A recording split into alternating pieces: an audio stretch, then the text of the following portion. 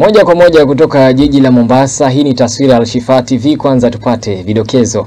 Gavana Achani awekewa vikwazo vya uzaji wa ardhi Kwale. Katibu wa waziri wa kaunti ya Kilifi atimuliwa. Wachimbaji madini Kilifi waiomba serikali kufungua barabara. Malumbano kuhusu uchaguzi wa UDA. Michezoni kwamba timu za hoki za wanaume na wanawake kushiriki mashindano ya Afrika mwaka huu. Hujambo na karibu katika taarifa zetu mpenzi mtazamaji, awamu ya saa moja. Mimi naitwa Joseph Lewa.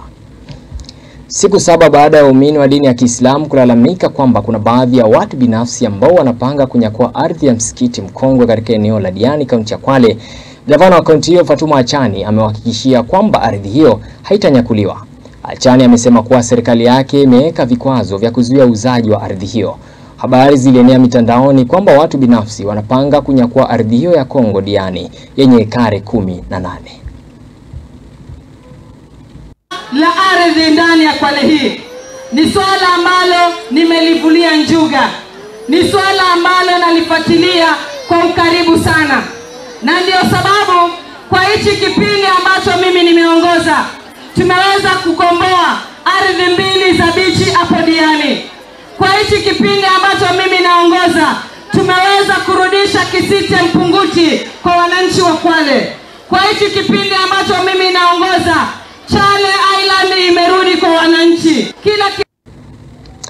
Kwenye taarifa nyingine ni kwamba alikuwa katibu wa mawaziri katika kaunti ya Kilifi Martin Mwaro amefurushwa katika ofisi yake na wakilishi wa wadi wa kaunti hiyo licha ya mahakama kumpatia ruhusa ya kurudi kazini. Mejuma Ali ana mengi zaidi.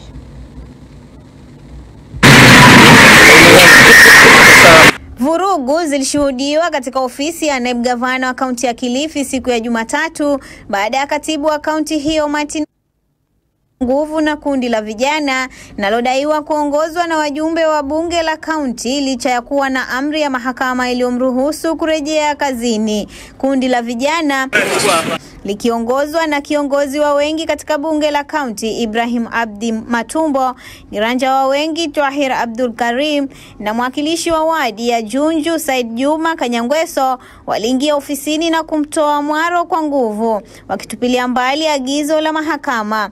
Katika kaunti hii hatutokuruhusu Mwaro aingia mahali popote. Na akionekana sisi tutapambana naye. Tumefunga mambo yake kabisa. Akizungumza na waandishi wa habari ambapo walizuiliwa kuingia ofisini wakati wa tukio hilo, Mwaro alithibitisha kuwa alirudi kazini kwa mujibu wa amri ya mahakama. Nilikuwa nimechukua nafasi hii ya kurudi nyumbani kuja kuhudumia watu wa nyumbani kwa sababu niliamini kwamba nina mchango wa kutoa katika kuboresha gatuzi hili la Kilifi.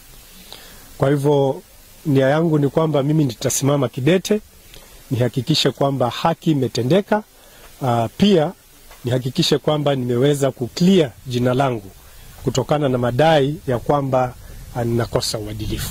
Afisa wa usalama alilazimika kutumia bunduki yake kutoa risasi ya hewani kuzuia hali hiyo isiendelee kuwa mbaya zaidi.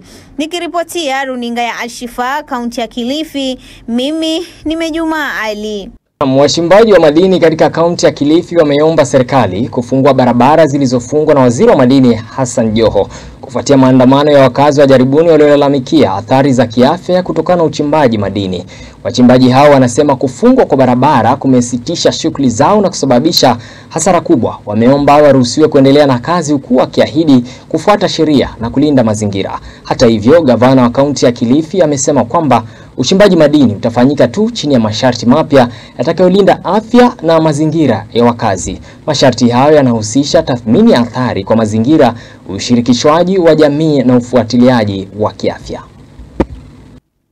Of material machines and operation of the quarry and haulage.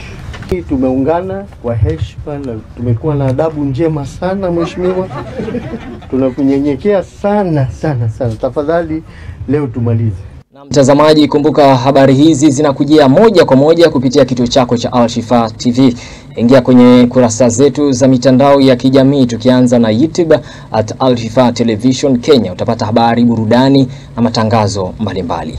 Siku 3 baada ya uchaguzi wa mashinani wa chama cha UDA kufanyika jijini Mombasa, Viongozi walio kwenye mrengo wa katibu mkuu wa chama hicho Hassan Omar Sarai wakiongozwa na mgombeaji wenye kiti Mombasa Hamisi Kitaka wamesisitiza chama hicho kitasalia imara hata kama mbunge wa Nyali Mohamed Ali atakihama baada ya kususia uchaguzi huo, kwa madai kuwa katibu huyo anatumia mamlaka yake kuhujumu uchaguzi huo. Mwanahabari wetu kwa UDS haina impact yoyote kwa chama. Wajua huyu ni political tourist vile. Wagombea katika uchaguzi wa mashinani wa chama cha UDA jijini Mombasa walio kwenye mrengo unaoongozwa na katibu mkuu wa chama hicho Hassan Omar Sarai wameshutumu kauli ya mbunge wa Nyali aliyoitoa awali kupitia mtandao wake wa kijamii. Mbunge huyo alidai kuwa katibu huyo alikuwa anahujumu mipangilio ya chama haswa kuhusiana na uchaguzi. Mohamed Ali anayeongoza mrengo mwingine wa UDA kwenye uchaguzi huo alitishia kujiondoa UDA iwapo swala hilo halitatatuliwa. Wapinzani wake wamesema kwamba swala hilo halina athari zozote kwa chama hicho. Unajua ukitaka kutoka mahali toka. Kwa sababu ukitaka kuangalia wale viongozi wenzake wote, candidate wako mwenyewe amekuja tukapiga naye kura. Wewe unasema fulani ana favor watu fulani. Kama yeye amejitokeza mtu wako ambaye uko wewe unamtegemea candidate akuje pige kura, wewe ni nani? Kwa hiyo wewe toka kama wewe. Toka kama wewe, usichelewe. Naona unachelewa sana. Ungetoka kitambo tungekuwa chama hata hii mambo ya kura ingekuwa imeenda smooth sana. He has been a political tourist. Alitangulia akisema alikuwa independent, sijui akaenda wapi, na sasa anasema pengine ako na mipango yake, anaangalia kama ataenda ule upande mwingine kwa yule mwenye alikuwa impeached kama deputy president. Kama unataka kutoka, unatoka kwa amani, lakini huwezi kusimama ukasema kwamba ati bwana SG anaanguka katika utendakazi wake wa kazi. Hizi kura tulianza kitambo. Tulikuwa tumeweka mikakati mpaka tukaweka National Election Board, tukaweka Election Tribunal ikiongozwa na Jimmy Kahindi, ambayo kama kuna malalamisho yote utapeleka pale. Akaenda kupeleka propaganda ati yeye anajiondoa. Sasa mbona hakupeleka haya malalamisho kwa rais? Mbona hakupeleka malalamisho kwa Mwaura? Mbona hakutumia channel ya chama iliyowekwa? Tafadhali sisi kama wanachama tuko hapa kupeleka hiki chama mbele. Kulingana na mbunge huyo, katibu anatumia mamlaka vibaya na kuhujumu demokrasia. Sisi hatuna uoga. Tutakuchukulia chama cha UDA tulichokiunda. Tutakukabidhi wewe katibu wa chama ambaye unataka kutumia hiyo chama kuunda platform yako ya 2027. Tutakupatia UDA, lakini tutakupatia jina, hatutakupatia watu. Tutabaki na watu. Tutakupatia hiyo UDA, ukae nao tuone kama itakusaidia kutoa uongozi ukitumia hiyo demokrasia ya kijambazi ya kuweka watu wako badala ya kupatia wananchi nafasi ya kushiriki kidemokrasia, kikatiba, waweze kushinda ama kushindwa, ndio chama isonge mbele. Kwa hivyo kama umechukulia kufanya hivyo, sisi tunajitoa rasmi, hatutashiriki, tutabaki na wananchi na tutakutana na wewe katika muda ambao Mwenyezi Mungu ameiweka. Hata hivyo, licha ya kutangaza kususia uchaguzi huo wa mashinani, baadhi ya wawaniaji wa mrengo wake walishiriki, huku angalau 30 wakiibuka na ushindi. Baada ya uchaguzi kufanyika, over 4,000 candidates wamepata vyeti vyao na wamepita. Delegates wake wengi wamepita katika hii uchaguzi, wale ambao waliregister. And we can give many examples as that yesterday almost 30 or 40 of them tumeona kwa list wako, which means yeye ndiye amebaki peke yake. Wananchi na wapiga kura wa Mombasa wamebaki katika chama. Ninapeana mfano kwa yule ambaye pia anagombea kiti cha uchairman, Bwana Samir na wenzake. Kuna na wale delegates wengine ambao walikuwa wamepotea kule kidogo. Walisimama kwa yake mwenyewe anaitwa Duba, anasimama Ziwa la Ng'ombe, na amesimama Ziwa la Ng'ombe na certificate ya UDA, na nendeni kwa mtandao mtaona amepost na amepita pale kituo chake. Kulingana na Mutungo wa Mbua anayegombea ukatibu wa UDA jijini Mombasa, 96% ya wanachama walijitokeza kwa uchaguzi huo wa April 12. Wale registered wa UDA wanaojitokeza ni 96%. Sisi tunashukuru sana wafuasi wetu wa hichi chama tawala cha UDA kujitokeza kwa wingi ile juzi tarehe 12. Baada ya kura za vituoni, wawakilishi katika vitengo vya wadi watachaguliwa ndani ya wiki 2, huku uchaguzi wa maeneo bunge ukifanyika ndani ya mwezi mmoja.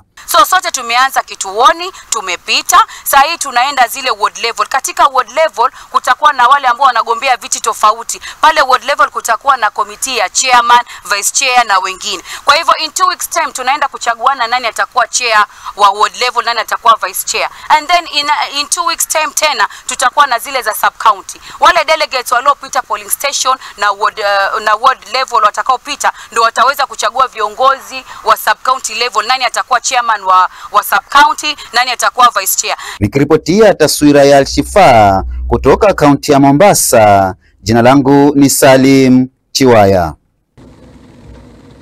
Naam, asante sana Salim Chiwaya. Moja kwa moja mtazamaji, tuweze kuangazia habari za kimataifa. Miaka miwili tangu vilipozuka vita vya Sudan na hali bado ni mbaya katika taifa hilo. Leo Jumanne unafanyika mkutano wa kimataifa mjini London kwa ajili ya kutafuta njia ya kupatikana amani nchini Sudan. Maafisa wa ngazi za juu, wanadiplomasia na viongozi wanakutana leo mjini London kujadiliana namna ya kuisaidia Sudan kufikia amani baada ya kuchulia vita vya wenyewe kwa wenyewe ndani ya miaka miwili, vita vinavyohusishwa jeshi la serikali na wanamgambo wa kundi la RSF. Ingawa kwenye mkutano huo wa London pande hizo zilizoko vitani hazikushirikishwa. Katibu mkuu wa Umoja wa Mataifa Antonio Guterres kabla ya mkutano huo jana Jumatatu alizungumza wasiwasi alionao kuhusu silaha zinazoendelea kuingia nchini Sudan pamoja na wapiganaji, hali ambayo inaonyesha uhalisia wa vita hivyo ambavyo vinahusishwa wenyewe kwa wenyewe. Guterres, bila ya kutaja nchi yoyote kwenye tamko lake hapo jana, alisema lakini kwamba wale wenye ushawishi mkubwa kwenye vita hivyo vya Sudan wanapaswa kutumia ushawishi huo kuimarisha maisha ya raia wa taifa hilo na sio kuliongezea makali janga hili. Tayari maelfu ya watu wamekwisha uawa na mamilioni kuachwa bila makao na kutumbukia pia kwenye baa la njaa, na mashirika mbalimbali ya kibinadamu yamezungumzia kuhusu hali ilivyo katika taifa la Sudan. Mkuu wa shirika la Umoja wa Mataifa la kuhudumia wakimbizi UNHCR Filippo Grandi ametahadharisha akisema kuwapuzia wakimbizi waliokimbia vita vya Sudan kutasababisha athari kubwa ulimwenguni. Na mtazamaji, tuweze kuangazia habari za michezo ambapo mkufunzi msaidizi wa Junior Stars David Vijagro ameunga mkono Kenya kushinda dhidi ya Kameruna katika mechi za kuwania nafasi ya kufuzu kombe la dunia wasichana wasiozidi miaka 17. Mechi ya kwanza itachezwa Jumapili Aprili tarehe 20 katika uwanja wa Nyayo, huku mechi ya marudiano ikifanyika Aprili tarehe 25 katika uwanja wa Stade Olembe Yaounde. Stars walirejea nchini baada ya kumaliza mechi ya kirafiki na timu ya Ivory Coast na Morocco ambapo alishinda 2-0 dhidi ya wenyeji Morocco na kutoka sare ya 1-1 kwenye mechi ya awali. Timu za taifa za Kenya za wanawake na wanaume wasiozidi umri wa miaka 21 katika mchezo wa hoki ziko tayari kushiriki kombe la Afrika la vijana mwaka 2025 linaloanza Ijumaa hii mjini Windhoek, Namibia. Mashindano haya yalikuwa yamepangwa mwaka jana na pia ni njia ya kufuzu kwa kombe la dunia la vijana mwaka 2025 ambalo litafanyika India. Kocha mkuu wa timu ya wanawake Rose Ocheng ameonyesha imani kwa maandalizi na umoja wa wachezaji wake kabla ya mashindano hayo kuweza kufanyika. Na ugaibuni mtazamaji, ni kwamba leo hii kutachezwa mechi mbili za klabu bingwa barani Ulaya ambapo klabu ya Borussia Dortmund itakuwa ugenini katika uwanja wa Olympic dhidi ya Barcelona majira saa 4 usiku. Ikumbukwe mkondo wa kwanza Barca walishinda 4-0 dhidi ya Dortmund huku wakipania kufuzu hatua ya nusu finali. Kwenye mechi nyingine Aston Villa watakaribisha PSG ya Ufaransa kuanzia saa 4 usiku. Mkondo wa kwanza PSG walimshinda Villa kwa magoli 3-1. Tumalize na uhamisho wa wachezaji ambapo klabu ya Manchester United inataka kumsajili kipa wa zamani wa Arsenal Aaron Ramsdale ambaye anaipigia klabu ya Southampton ya Uingereza ambayo inatarajiwa kushuka daraja baada ya kupoteza mechi nyingi katika ligi hiyo nchini Uingereza. Arsenal wamewasiliana na Bayern Munich kuulizia upatikanaji wa winga wa Ufaransa Kingsley Coman mwenye miaka 28. Crystal Palace wanania kumsajili mshambuliaji wa Manchester United Marcus Rashford mwenye miaka 27 kufuatia mafanikio yake kwa mkopo akiwa na Aston Villa. Manchester City watamuongeza mkataba wa mwaka mmoja kiungo wa Ujerumani Ilkay Gundogan mwenye miaka 34 na kumbakiza hadi mwaka 2026. Mtazamaji, mwanga hauji bila giza. Safari yako usiwahi kuilinganisha na safari ya mtu mwingine. Mtazamaji, kila mmoja ana wakati wake. Kwa niaba ya waliofanikisha matangazo haya, mtazamaji, kutoka kwake mkurugenzi mkuu wa Al-Shifaa Media Kenya, Mwalimu Maguzo, amekuwa producer wangu. Upande wa pili ni Bragin Maina, nimeshirikiana na Salim Chiwaya. Vincent John ameshughulika katika masuala ya kamera upande wa pili. Nimeshirikiana na mwanadada hapa muite Isabella katika kutayarisha habari hizi. Naitwa Joseph Lea. Mtazamaji, tukutane kesho majaliwa.